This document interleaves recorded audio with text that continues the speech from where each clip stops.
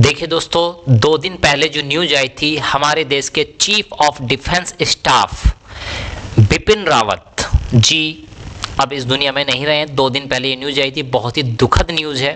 उनका aeroplane crash हो गया था तमिलनाडु में। तो आइए कुछ इंपॉर्टेंट फैक्ट्स जानने की कोशिश करते हैं कि एयरप्लेन जब क्रैश हो जाता है तब किस तरह से पता लगाया जा सकता है कि भाई किस लिए ये क्रैश हुआ था, क्या वजह रही, क्या रीजंस रहे हैं। तो आइए हम डेडिकेट करते हैं अपना आज का ये video chief of defence staff को, जो कि पहले चीफ ऑफ सीडीएस थे हमारे देश के। तो आइए दोस्तों, स्वागत है आपका अपने चैनल पढ़ाई लिखाई में विद मी वीरेंद्र। तो देखिए दोस्तों, आज का हमारा टॉपिक है ब्लैक बॉक्स, यानी कि जो एरोप्लेन्स वगैरह होते हैं इनमें एक डिवाइस होती है जिसका नाम है ब्लैक बॉक्स। आखिर ऐसा इस ब्लैक बॉक्स में क्या होता है कि जब भी कोई एक्सीडेंट, जब भी कोई अनहोनी होती है तो सब ऑर्गेनाइजेशन लग जाती है इस ब्लैक बॉक्स को खोजने में, ताकि पता लगाया जा सकता है कि ऐसा कि एरोप्लेन में क्या हुआ था, उस एयरक्राफ्ट में ऐसी क्या चीज हुई थी जिसकी वजह से क्रैश हुआ या कोई अनहोनी हुई। तो आइए दोस्तों आगे बढ़ते हैं, ब्लैक बॉक्स है क्या। तो पहले तो आप जान लीजिए ये ब्लैक बॉक्स जो होता है किस जगह होता है, यानी कि एरोप्लेन में किस जगह लगा होता है। ठीक है, तो एरोप्लेन में किस जगह लगा होता है, तो देखिए हमने इसको सिंबल के माध्यम से एक दिखाया गया है इसमें। ठीक है, फिर भी हम कोशिश करते हैं कि देखो भाई एरोप्लेन का ये पिछला वाला जो हिस्सा होता है, यानी कि सबसे लास्ट वाला जो पार्ट होता है, यहाँ पे लगा होता है ब्लैक बॉक्स। ठीक है, अब ये ब्लैक बॉक्स करता क्यों है, क्या काम करता है, क्यों लगा होता है, इसमें ऐसी बहुत सारे फैक्ट हम जानेंगे। तो हम जान लीजिए कि ये लगा होता है एरोप्लेन में पीछे वाले हिस्से में। क्यों? क्योंकि अगर डैमेज, अब देखो भाई एरोप्लेन है, ऐसा तो होगा नहीं है ना कि भाई बस की बस से टक्कर हो गई, पीछे से बस ने आके टक्कर मार दी। तो यानी पीछे से कोई भी एरोप्लेन की, शायद ही आपने सुना हो कि टक्कर हो गई है ना, क्रैश हो गया, तो पीछे से टक्कर होने के चांसेस बहुत कम होते हैं। या आप कह लीजिए पीछे वाला पार्ट सबसे सेफ माना जाता है। ठीक है, क्योंकि जब भी प्लेन क्रैश होता है या कोई हिट करता है उसको, तो ज्यादातर आगे वाला हिस्सा ही सबसे ज्यादा डैमेज होता है। ठीक है, और सेंटर में ये रहता है एरिया पैसेंजर का। ये कौन सा एरिया रहता है बेटा? पैसेंजर जहां पे बैठते हैं। और ये सबसे आगे वाला एरिया रहता है कॉकपिट, यहाँ पे जहां पे पायलट बैठते हैं। ठीक है, उसको उड़ाते हैं, रन कराते हैं उस चीज को। ठीक है, तो इस तरह से एक क्या कहते हैं एरोप्लेन की स्ट्रक्चर होती है। तो ब्लैक बॉक्स की सबसे पहले हमने लोकेशन जानी, कहां पे होता है ब्लैक बॉक्स। चलिए आगे चलते हैं। ठीक है, तो देखो भाई ब्लैक बॉक्स का नाम ही ब्लैक बॉक्स है, लेकिन ये ब्लैक कलर का नहीं होता है। ये होता है आपका कैसा? ऑरेंज कलर का। किस कलर का होता है बेटा? ऑरेंज कलर का होता है black box.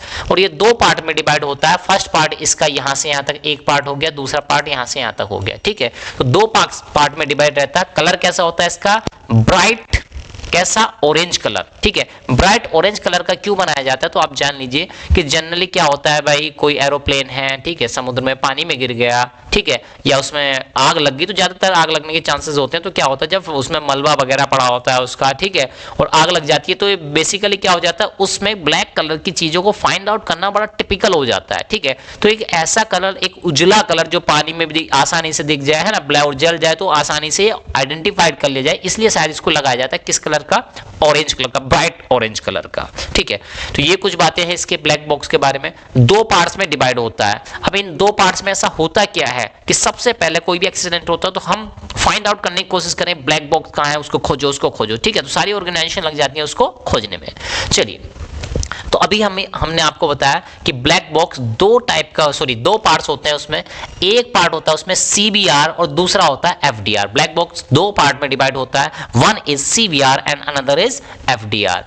Cockpit voice recorder, यानी फुल फॉर्म हो गई आपके सीबीआर की कॉकपिट वॉइस रिकॉर्डर, एफडीआर की हो गई फ्लाइट डाटा रिकॉर्डर। ठीक है, तो कॉकपिट वॉइस रिकॉर्डर क्या करता है और फ्लाइट डाटा रिकॉर्डर क्या करता है, दोनों के फंक्शंस क्या होते हैं, ठीक है, ये जानने की हम कोशिश करते हैं। तो देखो, ये देखिए, ये है हमारा कॉकपिट, यानी कि जहां पे पायलट्स बैठे हैं, इसको रन कराते हैं, उड़ाते हैं बेसिकली। ठीक है, और बहुत सारे इंस्ट्रूमेंट डिवाइसेस वगैरह लगी रहती है। तो ये होता हमारा क्या एरिया, कॉकपिट वाला एरिया होता है।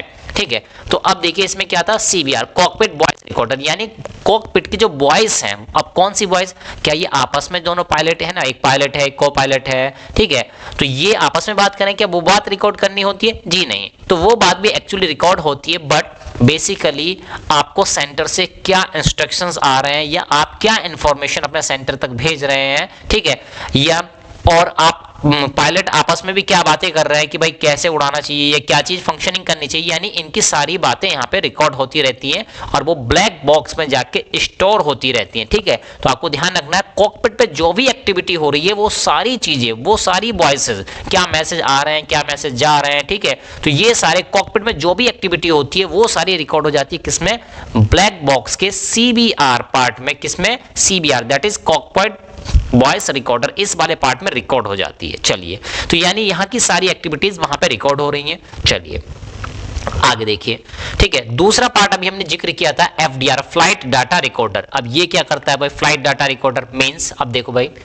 ठीक है, जैसे इसके लैंडिंग व्हील है, बाहर निकले हुए हैं, अंदर है, ठीक है, ये जो ब्लेड्स हैं इसके कितने आरपीएम पे रन कर रहे हैं, कितना टेम्परेचर है, कितना प्रेशर है, हवा पानी, मतलब आप कह सकते हैं कि सारे सेंसर्स, ठीक है, प्लेन भाई किस एंगल पे उड़ रहा है, कितनी हाइट पे है, ठीक है, इस टाइप की जितनी भी एक्टिविटी होती है सब रिकॉर्ड हो जाती है किसमें, एफडीआर में। किस पार्ट में, एफडीआर, फ्लाइट डाटा रिकॉर्डर में। ये सारी एक्टिविटीज सब रिकॉर्ड होती रहती हैं कहां पे, आपके किसमें, ब्लैक बॉक्स में। ठीक है, तो इसलिए ब्लैक बॉक्स हो जाता है इंपॉर्टेंट। अब जानिए ये सारे हम डाटा जब वहां पे रिकॉर्ड करते रहते हैं तो ऐसा क्या है कि हमारे लिए इंपॉर्टेंट हो जाता है। चलिए जानने की कोशिश करते हैं। तो देखो भाई क्या ऐसा हो क्या जाता है उसमें, तो देखो भाई जब एक्सीडेंट होता है, ठीक है, तो उससे पहले कॉकपिट में क्या चल रहा था, फ्लाइट के सेंसर किस तरह से काम कर रहे थे, क्या टेम्परेचर बढ़ा था, क्या घटा था, कितनी हाइट थी, क्या वो झुका हुआ था, टिल्ट था, ठीक है, मोड़ रहे थे उसको, क्या चीज एक्टिविटी हो रही थी। तो यानी कि सीबीआर और एफडीआर को दोनों को कंबाइन, कभी कभी एक में भी इतनी इंफॉर्मेशन होती है कि हमको पता चल जाता है कि क्या चीज हो रही थी, कभी कभी दोनों को कंबाइन करके भी हमें डाटा निकालना होता है। यानी कि हम ये इंफॉर्मेशन निकाल के पता लगा सकते हैं कि ऐसा उस वक्त क्या हुआ था कि ये हमारा प्लेन क्रैश कर गया या ये अनहोनी उसके साथ हुई। इसलिए बहुत ज्यादा इंपॉर्टेंट हो जाता है पार्ट आपका ब्लैक बॉक्स। ठीक है, अब आप समझ चुके होंगे। और क्यों भाई, ये पता करके, अच्छा देखो कुछ लोग सोचेंगे भाई प्लेन तो क्रैश हो गया, अब ये पता करके हम करेंगे क्या भाई, कैसे क्रैश हो गया, क्यों हो गया। भाई देखो इसलिए पता करते हैं ताकि अगली बार फिर से वो मिस्टेक ना हो, ताकि अगली बार लोगों की जान बचाई जा सके, पायलट की जान बचाई जा सके, या हमारे काम रुके ना। ठीक है, और देखिए इस तरह से चीजें हुई। और इसमें आपने देखा था एक यहाँ पे लगा होता है सेंसर, ठीक है, और बहुत सारी चीजें। अब आप कहेंगे सर क्या ये इतना पानी में डूब जाएगा तो गीला नहीं हो जाएगा, है ना, गीला नहीं हो जाएगा। जी हाँ, ये गीला हो सकता है, बट आप समझिए ये सारी बातें पहले सोची जा चुकी हैं। भाई आग लगेगी तो जल भी सकता है, तो ये बनाया जाता है मेटल का, इंसुलेशन वगैरह सब, यानी कि आप कह सकते हैं वाटर प्रूफ होता है, फायर रेजिस्टेंट होता है, यानी आग का, पानी का इन पे कोई भी इफेक्ट नहीं होता है। इतना मजबूत, इतना स्ट्रॉन्ग इसको बनाया जाता है, यानी ऊपर से गिर भी जाए धड़ाम से जमीन पे तो भी इस पे बहुत ज्यादा कोई भी इफेक्ट नहीं होने वाला है। ठीक है, तो इस तरह से बनाया जाता है हमारा ब्लैक बॉक्स, इसलिए ताकि नेक्स्ट टाइम हम कोई मिस्टेक रिपीट ना करें, इसलिए हमारा ब्लैक बॉक्स बहुत ज्यादा इंपॉर्टेंट हो जाता है। बेसिकली दो पार्ट में होता है, दो बॉक्स कह सकते हैं, डब्बे कह सकते हैं आप, इस तरह से। ठीक है, अब देखिए और भी कुछ चीजें इसमें जानने की कोशिश करें। अगर भाई सपोज करो ये पानी में गिर गया, अब हम कैसे पता लगाएंगे कि ब्लैक बॉक्स कहाँ पे है। ठीक है, तो देखिए बेटा इसमें क्या होता है, ये वाला जो पोर्शन आपको दिखाई दे रहा है, ठीक है, ये वाला पोर्शन जो दिखाई दे रहा है ब्लैक बॉक्स का, ठीक है, इसमें क्या होती है बेटा, यहाँ पे बैटरी भी होती है, एक बैटरी होती है जिसका बैटरी बैकअप आप कह सकते हैं लगभग, ठीक है, अगर ये पानी में गिर जाए, किसी मिट्टी में दब जाए, कीचड़ में दब जाए, तो क्या होता है, ये वाला पार्ट क्या करता है, ये क्या करता है, सिग्नल एमिट करता है। ठीक है, क्या करता रहता है, सिग्नल छोड़ता रहता है। सिग्नल छोड़ता रहता है मींस क्या ये लाइट जनरेट करता है? जी नहीं, ये करता है अल्ट्रासाउंड वेव्स को जनरेट करता रहता है। लगभग 1 सेकंड में एक सिग्नल को जनरेट करता रहता है, यानी जहां भी ये पड़ा रहेगा, मिट्टी में, कीचड़ में, पानी में, जहां भी पड़ा रहेगा, तो अल्ट्रासोनिक वेव्स इससे जनरेट होती रहेंगी। और इन अल्ट्रासोनिक वेव्स को, सॉरी अल्ट्रासाउंड वेव्स को हम क्या कर सकते हैं, अल्ट्रासाउंड वेव्स को हम रिकॉर्ड कर सकते हैं, जिससे हमें पता लग सकता है कि हाँ भाई ये पार्ट यहाँ पे। अब आप कहेंगे सर जब वहां से निकल गया, इसमें बैटरी बैकअप कितना होता होगा? ठीक है, तो ये एमिट करता है ये अल्ट्रासाउंड वेव्स लगभग 30 दिन तक, 1 महीने तक हम इसको पता लगा सकते हैं, अगर हम इसके आसपास के एरिया में अल्ट्रासाउंड वेव्स को रिकॉर्ड कर लें।